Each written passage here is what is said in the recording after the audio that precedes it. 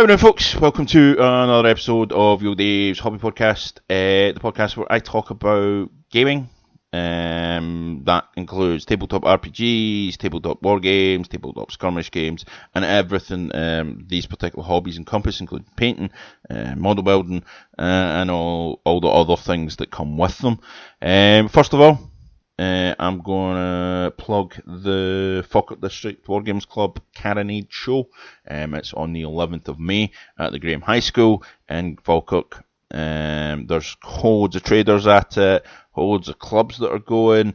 I will be there. I will be doing the Glasgow District Wargamer Society public participation game. So if you want to come along and say hello, I'll be there. It's normally a great show. I normally spend stupid amounts of money at it, though this year I can't afford it. So that's fine. That's absolutely fine. I don't have the money to waste on stuff this year. But you have Warlord will be there. I think Sarissa Precision, the guys that do the really nice Gangs of Rome terrain and all the nice MDF terrain will be there. Warlord will be there. Dave Thomas that does the Perry figures at shows. Caliver will be there. Pendragon are normally there. The Hex terrain guys are normally there. I can't remember the names off the top of my head. That's going to annoy me. But yeah, if you go onto the Falkirk District Wargamers Club website, I'll put a link in it in the bottom. That has all the list of traders and clubs that are participating in the show. So yeah, if you're in the Scottish Central Belt on the 11th of May, I highly recommend you come. If you are local, please come along and support the show, because even if you've never been to a show before, even if you're an RPG or whatever, come along. There's always something for somebody. There's always loads of new stuff that people bring up with them. I think last year, Gangs of Rome was it last year? Gangs of Rome, yeah, last year was Gangs of Rome. Was just out, and that sold out. Sold out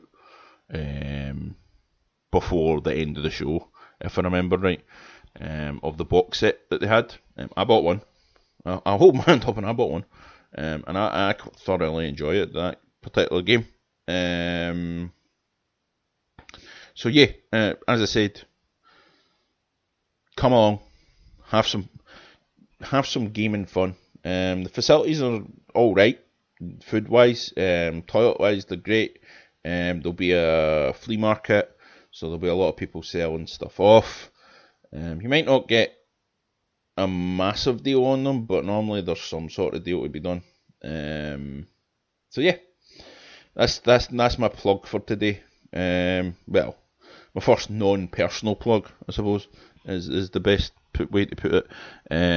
So on to the actual podcast now.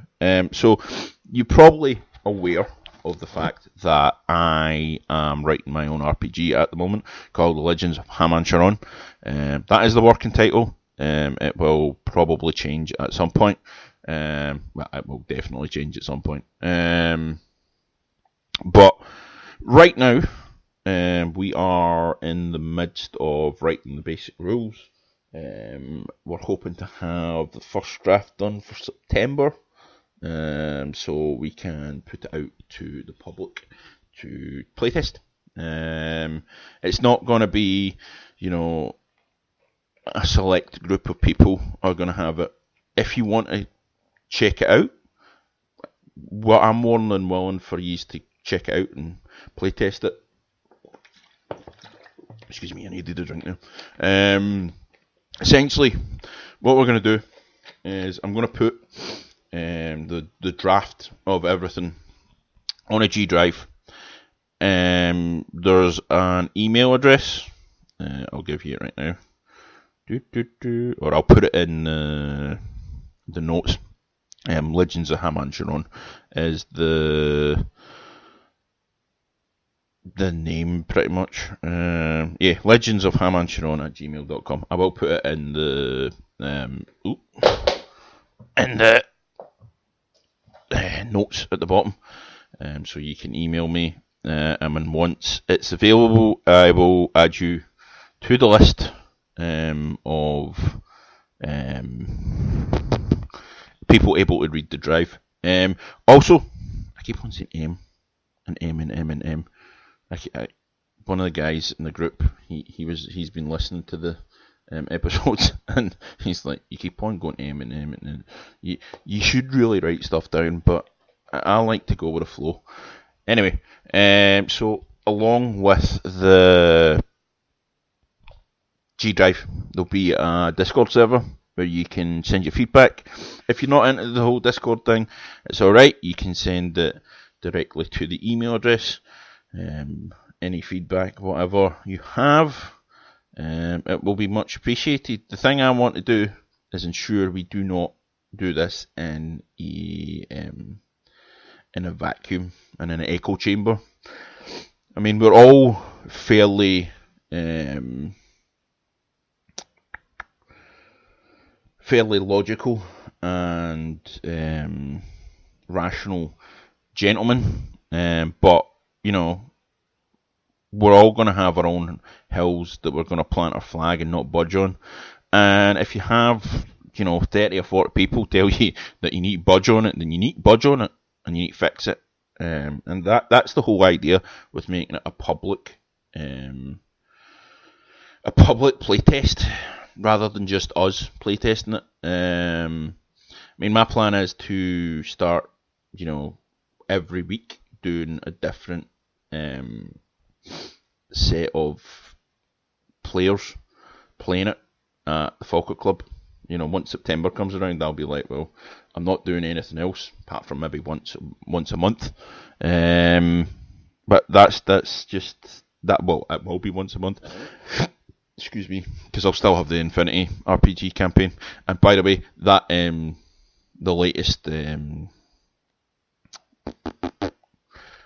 recording is still in the middle of getting edited because the right now I've gone back to work, so like two nights a week I'm not getting to my bed till like 2 or 3 o'clock in the morning, sometimes 4, sometimes 5, and by the time I wake up the next day I'm not in the mood for doing anything at all whatsoever. I mean, yesterday I was in my bed from about 3 o'clock till about 12:30, and that's 9.5 hours. But see, about 7 o'clock, I was ready to go back to my bed. I was absolutely knackered. So that's twice a week. I'm like that pretty much.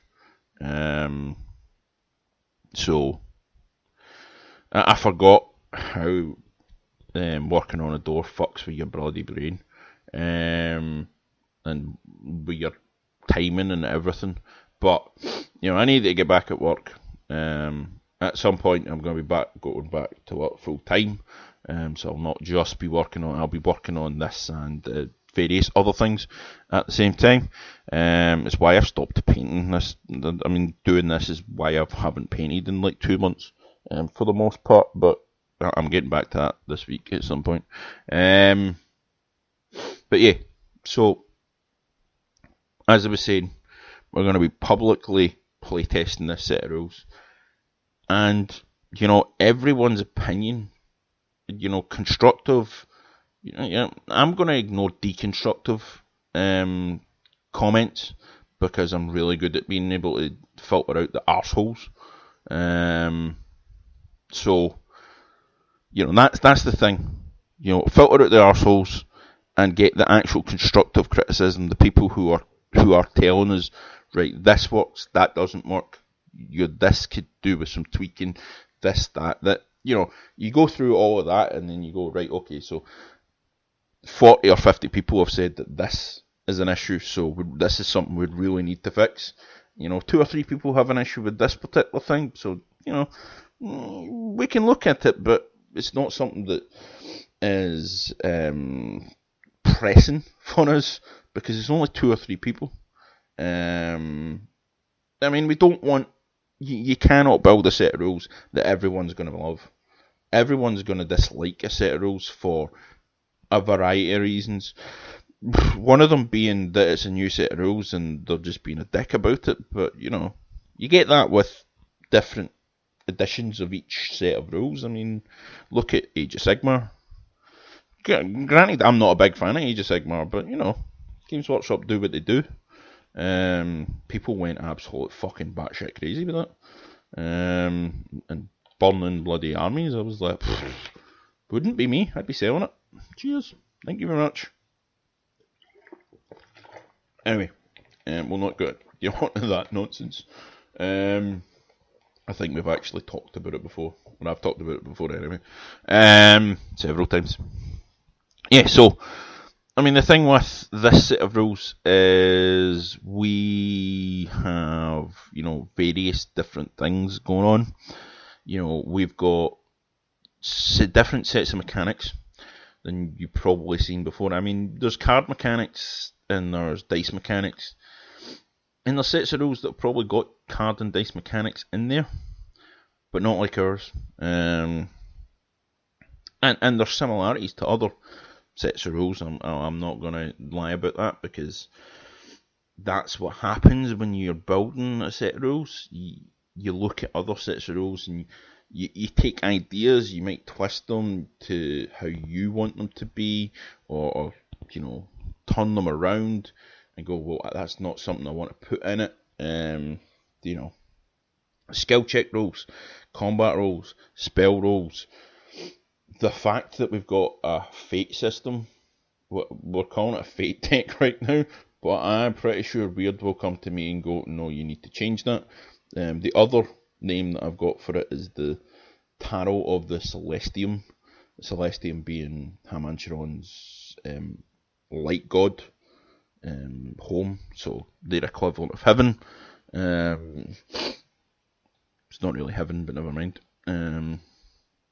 So that can change your fate. And it's also used to determine your character generation as well. I'll talk about that at some other point. We've got that system in place. We are doing essentially what will be as if you've ever played any card games. You've got the deck box kind of thing. I can't remember the name of them off the top of my head. It was sitting here a minute ago because my awful cards are actually in one. So any game that you've played that has cards, is card generated, it has any sort of cards in it, you will have a deck box. And essentially the idea behind the character sheets is everything's on cards, apart from obviously the basics of your character, their strengths and their weaknesses and all this, that kind of stuff. But equipment and spells will be in the deck, in your deck. So each character will have their own deck, and their equipment will level up at their, if they want to level up their equipment, they spend gold, and then there'll be like little acetate coverings that goes over the weapon, and it says, okay, so this is now a fire weapon, but spells, like spell books, you'll have your spell cards, and when you use a spell, it goes into your deck, and when you rest, you can get spells back and all the rest of that kind of stuff. So it's different. One of the other guys is working on that particular bit, so I'm not 100% on how he's working around it, but I haven't talked to him in a few days, and I probably won't speak to I probably won't speak directly to them for another week or so, 2 weeks actually, because I will not be at the club tonight.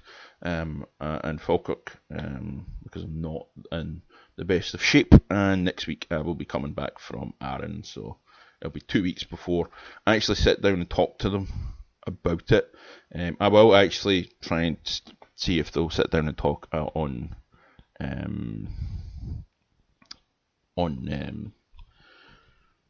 recording about it, and their thoughts on it. But you know, I keep on looking at it and going, I'm really happy. But I am as energized about this as I have been energized about anything, and gaming related in a very long time. Right now, this is essentially my job, one of my jobs, and it is the job that I have been most energized about ever, and I mean ever. And I'm looking forward to seeing how it all turns out. The thing about this set of rules is we want to make it so you can play any type of game you want to play. So whether it be the traditional hero adventures, or you want to make it evil characters, we're going to have that from the beginning. I mean, I know a lot of set rules have got, you can play any kind of character you want to play. You can play an evil character, you play a good character, you play a neutral character, all the rest, that kind of stuff. But the reality of things is, when you first buy a set of rules, you buy, Games Workshop again, bloody hell. Dungeons and Dragons, when you buy, certainly the editions I've ever had, you buy the Player's Handbook, you buy the Dungeon Master's Handbook, you buy the Monster Manual, or whatever it's called, in that particular set of rules. And yes, there are ways of, you can play evil characters and all this, that kind of thing, but the reality of things is, generally in D&D, you get humans, you get dwarfs, you get elves, you get gnomes, you get halflings, you get half orcs, half elves. I think that's up until the current edition, if I remember right. You didn't have very much else other than that. Obviously, the Tieflings and the Icemore and all the Dragonborn and all this, that kind of stuff have been added in the current edition. Excuse me. But, I don't know about 4th edition because I never played it. But, I mean, yeah, these are recent additions. And I suppose there's ways of playing evil campaigns with them, but it's not really. But you're going to play an evil elf. You're as well playing a bloody drow. But most sets of fantasy rules, you don't get that. Midnight was a bit different, because you could play, if I remember right, the evil version of the campaign right from the beginning. But very, very little time do you actually get goblins, dark elves, orcs and other sets of rules. Evil dwarves, ratmen. Yes, we have ratmen in it. There's a varied other evil races that are going to be in the set of rules from the beginning. So you can generate any kind of type of character you want, and your alignment is a sliding scale. So if you do good things when you're a bad guy, you can push yourself towards being neutral.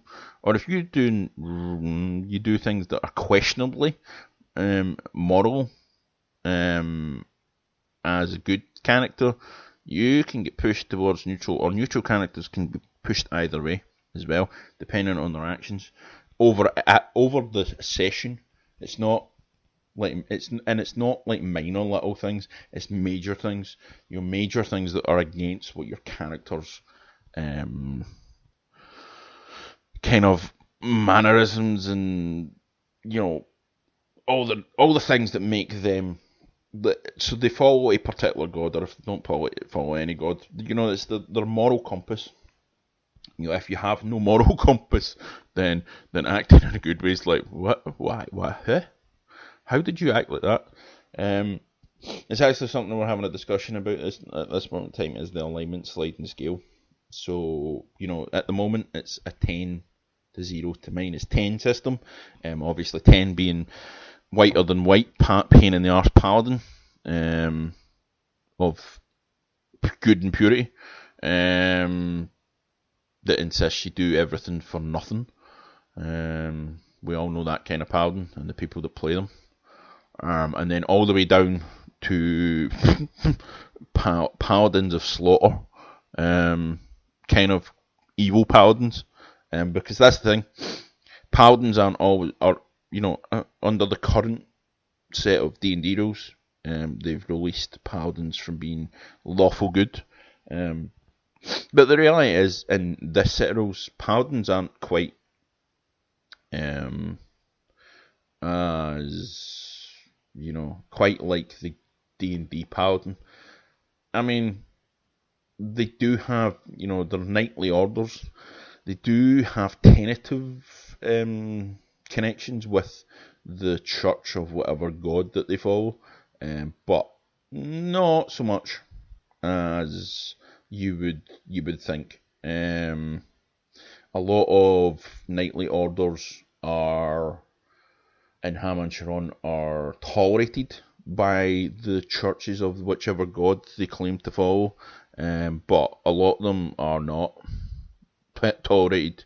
They're like, well, you're saying this in their god's name. It's a conflict between Templars, who are the actual warrior priests of their gods, and paladins.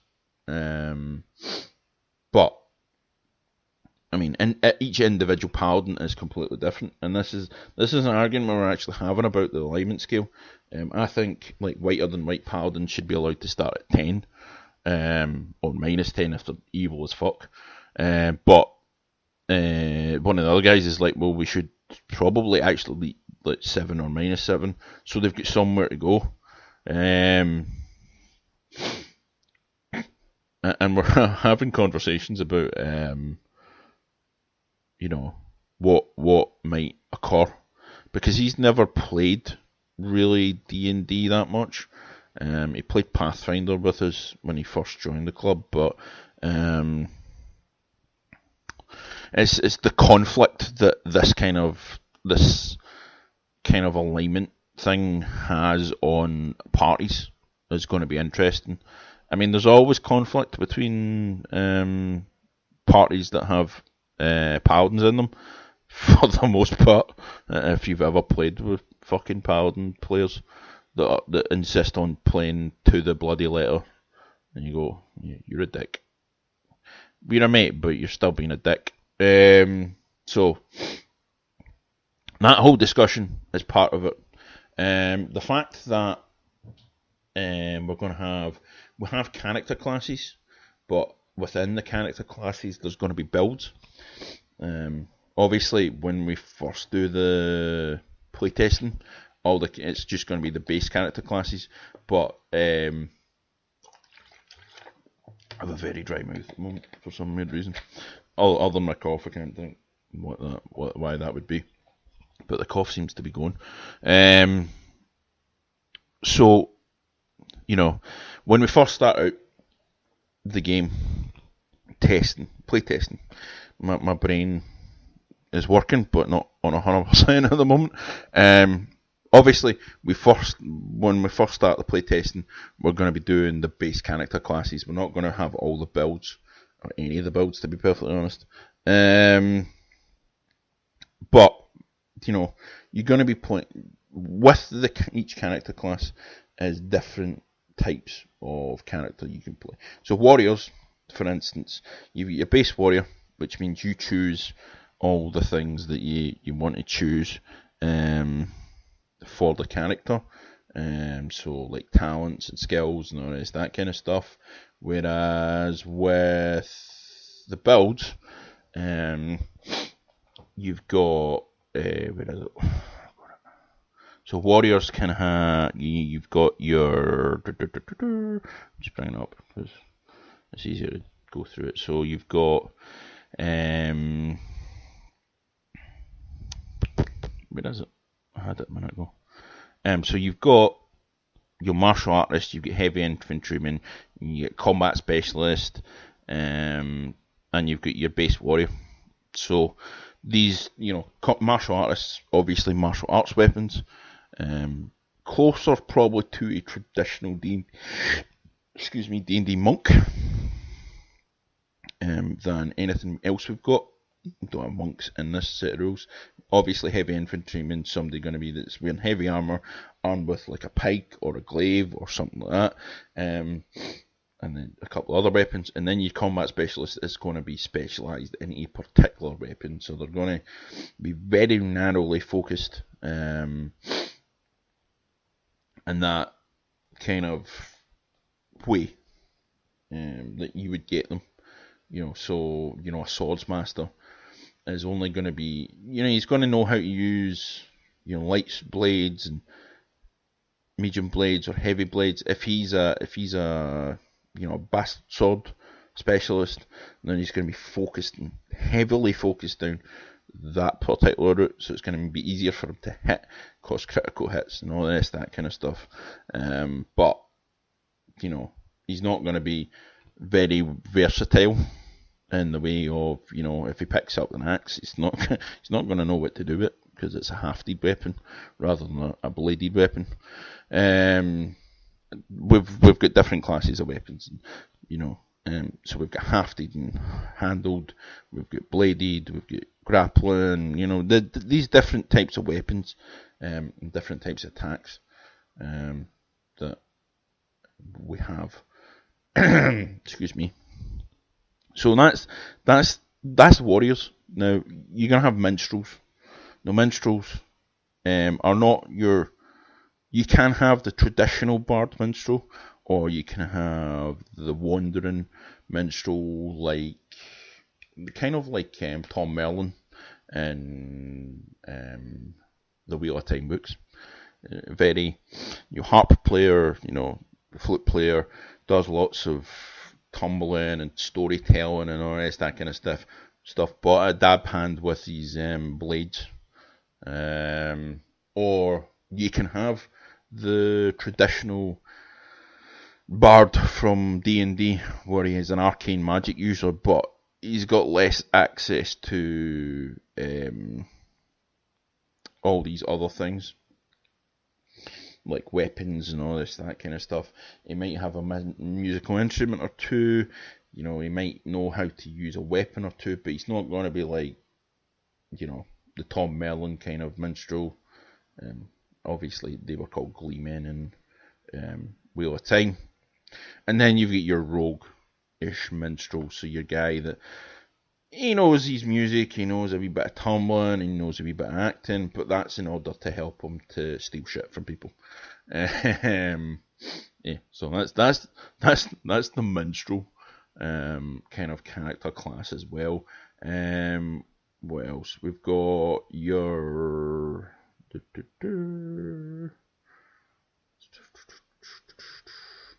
so the hunter. Now the hunter is kind of you've got the traditional ranger type hunter who has a bit of divine magic about him, and hunts a particular species or whatever of evil character or good character or whatever. Then you've got your hunter type, your guy that hunts, like, I don't know actually now. I'm thinking of the different types of hunters that we could have. Excuse me 2 seconds.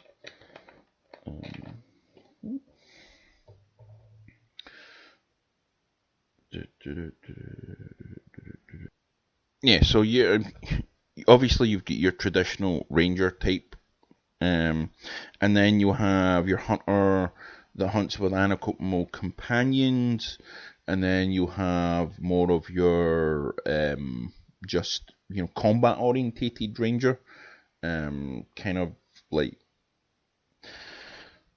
I don't know, hunts a particular type of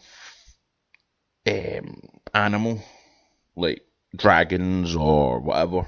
There'll be different builds for different things in each character class, because obviously we've got cavaliers, so that's horse. That's for later. That's for one of the actual source books. But we've got gunslingers. So the name gunslinger is obviously from what's it from actually? It's gunslinger from Pathfinder. I think it's from Pathfinder. My idea is to make it iron belchers, because in Hamanshiron the original gun wielders, is the word, are dwarven iron belchers. So mountain dwarven iron belchers wear Drakeite armor and carry hand cannons and hunt dragons and drakes in their mountain homeland, because they've got armor that's fireproof, or dragon fireproof anyway, or dragon breath proof, more like. But that's the kind of things. There's names that are exactly the same as they are in Pathfinder and D&D, but a lot of them will be changed because we're changing the way they are. I mean, barbarian you can't fucking change, because a barbarian's a fucking barbarian, for God's sake. But there's going to be differences. I think that's enough of me talking about the RPG at the moment. So obviously, as this is very new, this is me like right as on the day recording it. They announced the new Age of Sigmar box set, and the reaction to it is quite interesting. Some people are loving it, some people are like, what the fuck? So it's the Sylvaneth, so the Wood Elves, and the new Goblin faction that they released, and I think it's quite interesting. It's like the Night Goblins. It's like every single release that Games Workshop bring out. There's people that love it and loathe it, and it's like, chill out, man. Seriously, you're going over the top about this shit. But some really nice figures that they're bringing out from looking at it. And I'm like, yeah, it's pretty cool. That's pretty cool. That's pretty cool. If I played Age of Sigmar, it might be something. And if I wanted to play Age of Sigmar, it might be something that would get me into it. This kind of thing. But it doesn't. I mean, I love the figures, but I was put off by the game long ago. And nobody I know plays Age of Sigmar. Nobody wants to play it. That's the thing. There was a huge amount of Warhammer players in the area of the club, the Falkirk Club that I'm a member of, and they would come down and they would play their games, and they would have a good laugh and all the rest, that kind of stuff. But a lot of people have moved on. A lot of people are playing Kings of War or Ninth Age or something else entirely. They've just completely been like, no, I'm not touching that anymore. I'm done with that. Don't get me wrong, I still have my dwarfs up in my in-laws' bloody loft, which more of my shit's going up in very, very soon. But that's it. I mean, at the end of the day, it's nice models, and I can understand why people are raving about it, but I can't understand the people that are going after bloody nut about it. It's like, oh, this is shit. Why would you do this? Why would you do that? It's like, fucking hell, man. Chill out. But obviously, I know I go off sometimes about releases from Games Workshop when I go, alright, I know that looks cool, and then actually see the price. But that's a completely different thing altogether. That's something I should be used to by now. But that's fine. Kerioth was talking the other day about the rumoured Lion, the Lionel Johnson return Dark Angels, and he was talking about. I only watched part of the video, but they're talking about it was the chapter handle how to handle a chapter switching sides. I think was the video I was watching that he did on it. And he was talking about how they're talking about having the Dark Angels fighting a loyalist side, or a loyalist side fighting, or another side fighting the Dark Angels. And it's like everything else. It's like, obviously it's going to be the Space Wolves fighting them. It's like, I wouldn't put my money on that one, considering there's been a recent Space Wolf release box set. But, I find it weird that Games Workshop would actually do it. I mean, I know those of us who are not Dark Angel players have been taking the piss out of Dark Angel players for years with the whole, they're not really loyalists, they're actually heretics thing. With the Fallen and all this, that shit. But, why would Games Workshop do that? For one, it would fucking alienate Dark Angel players, I think, that, they're putting up with the fact that they've been we've been taking the piss at them, and then Games Workshop actually follow the piss take and put it all over it. But 2 secs.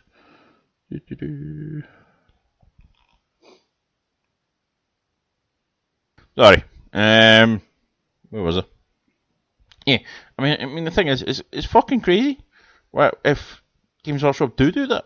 I mean, I can understand putting like the Fallen down or something. I would actually be quite interesting if they did a Fallen versus Dark Angels box. That I would be quite interested in.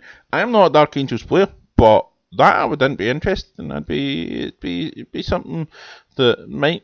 Nah, let's be honest, I'm a Space Wolves player, I'm never going to play fucking Dark Angels, but it would be something interesting for Games Workshop to do. You've got the,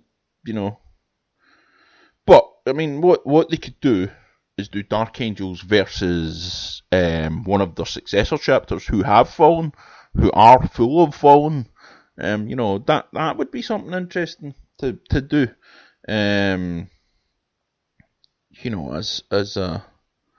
As a box set, because at the end of the day you could use both sides as excuse me. Anyway, you could use both sides as part of one army, though that wouldn't be distinctively interesting, I suppose. But here's the thing: why Games Workshop would turn Space Wolves, Imperial Fist, that Black Templars, who are the fucking even more, pain in the arse about killing off heretics than the Dark Angels are. Though the Dark Angels are killing each others off. I couldn't resist myself. Blood Angels, why you would bring like a Legion. I mean, the whole rumour from the beginning of 8th edition was they're going to turn a Legion to, or a chapter Legion, old Legion, to Chaos, and then they're going to turn another one back. That, that would make no sense to me. I mean, the thing was, they're going to bring Lemon Russ back, and he's going to be a Chaos Demon Prince. It's like, well, that's not going to turn the fucking Space Wolves. Space Wolves will tell him go to fuck himself, pretty much, because they are the loyalist fucking chapter on the planet. Well, not on the planet. They're as loyal a chapter as you can get. They'll tell the Inquisition to go fuck themselves when they want to kill off a bloody planet, but and they'll fight them for it. At the end of the day, why would their Primarch coming back make them turn I don't get that idea. I mean, Lionel Johnson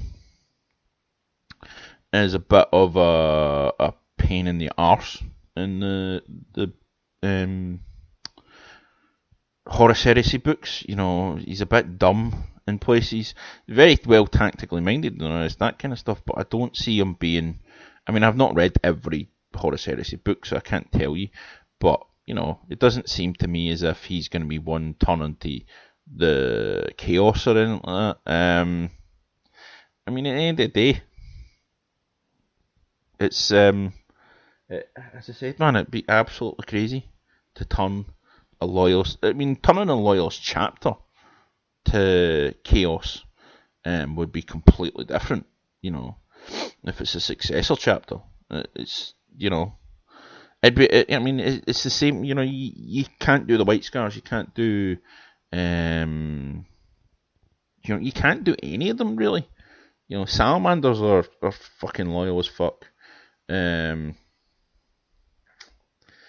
mean, the Raven Guard, I mean, I suppose Corvus Corax isn't particularly enamoured with the Imperium, but, you know, I don't think he'd turn traitor. None of them, I would think, would turn traitor, to be perfectly honest with you. And I don't think any chapter would turn, like any of the Legion chapters would turn to Chaos. Just because the Primarch returns and he's turned to Chaos, you know. I mean, how many of them have disappeared now? Not dead. Pretty much everyone. Gilliman obviously is back, but, you know, fucking Mary Sue that he is. Anyway, so that's and I know I'm rambling on a little bit, but I can't understand the idea behind that, but, you know, at the same time it might be interesting. And no, I honestly do not believe it'll be Space Wolves. It's been a while since there's been a Blood Angels Bloody box set. That'd be interesting. Blood Angels versus Dark Angels. The Sanguinius, you know, you can never bring Sanguinius back, but, you know, that I do honestly believe that would be a very, very, very interesting box set. Dark Angels versus Blood Angels. But, you know, again, it's not something I think they're actually going to do. I mean, this is the thing. I'm talking here. I'm thinking, what would be the interesting combinations? Well, you could do Dark Angels versus White Scars, and you could do all bikes. Let's be honest, the Space Marine bike has been needing a bloody upgrade for a very, very, very, very long time. I mean, I think they took the metal bloody cast and turned it into a freaking plastic cast, or a mould or whatever you call it. I can't remember what you call the things that they used to make the actual figures. But I mean, come on, it's been like that. It's been the same bloody thing since 2nd edition. For fuck's sake, man, we need new bikes. Dark Angel's got new bikes. Everyone else needs new bikes. Games Workshop, get on it. What else? Oh, and then if you haven't already picked up Marvel Munchkin, I don't know whether you can still can. I think Marvel Munchkin is fun as fuck. We played it at Falkirk a couple of weeks ago, and it's I got it for Christmas. It's the first time I've actually been able to sit down and play the whole game, and it's funny. it's a good set of rules. It's really fun. It's different because obviously you don't have the board, and you know you're keeping track of your own character. But you know, we were playing, and Bianca, who's part of the group, her particular character was like equivalent or a little bit level 50, and you're like, fuck me, nothing's going to beat that. And she won, and it's like, yes, should have been watching what she was building up there, but no, it's different from the traditional Munchkin, obviously, in a number of different ways, but it's good fun, man. I want to try the 40k version. One of the guys has got, Alistair has got 40k. Hopefully we'll be doing some board game in a couple of weeks, and we can sit down and play 40k Munchkin. The other one that we played, which was interesting, to say the least, was Kaiju Incorporated. It's a card game. It's another cardboard game kind of thing. But that was really, really interesting and really fun. I'm really, really, really getting into board games and card games and stuff right now. Not collectible card games, obviously, but card games that are like in a box, game in a box kind of thing. So yeah, that I've got videos of that. I didn't get videos of Coup, which we played a couple of rounds of. But you know, I'll be editing those videos and uploading them at some point in the near future. And I think that's it for everything I want to talk about today. I just wanted to add a little bit about everything, really. Board games, RPGs, war games. So as I said in the beginning, Falkirk District War Games Club, Carronade 2019. It's on the 11th of May. Lots of traders, lots of clubs. You know, if you've not got a club at the moment, and you're excuse me, and you're in Scotland, everyone I think will probably be there. I think everyone's going to have a display at the vast majority of clubs are going to have a display at the show. Excuse me. Yeah, so excuse me. Fucking hell. I keep on. I thought I'd starting to lose the cough, but it's come back. Yeah, so come along. I'll be there. Come and say hello. And get picture taken or whatever. You know, just have a conversation about gaming.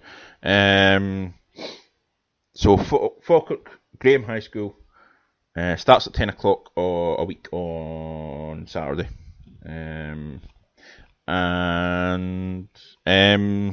right now the raffles are off.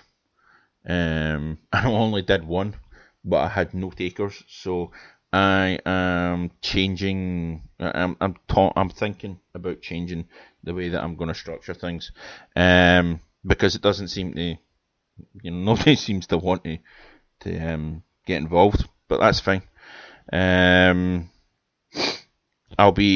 I probably will be selling some of my terrain at some point in the near future, just purely because we are going to be moving house soon, and I don't know how big the house is going to be, so we're probably going to need to get rid of stuff as well as put stuff away.